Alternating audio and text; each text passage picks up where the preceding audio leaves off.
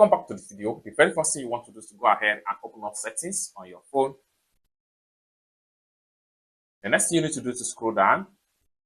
Continue to scroll down until you get to Google. Click on Google right here. The next thing you need to do is to click on your Google account name. Proceed with your Google account. Here we go. Next thing you want to do is to click on Password Manager. Then go ahead and click on Checkup. In a few seconds, you are going to be given a result about your password you have in your Password Manager. Right here, you have weak password as the last item right here. So at the time of making this video, I have about 4 weak passwords. What we want to do is to click on here and review some of these weak password right here.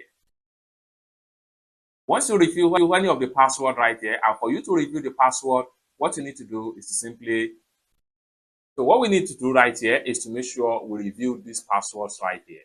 And for us to review them, we can either visit the website or click on change password right here and add a very strong password with our account right here.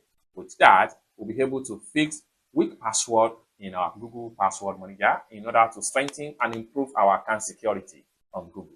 For more tutorials like this, consider to subscribe. Thank you so much for watching, and I hope to see you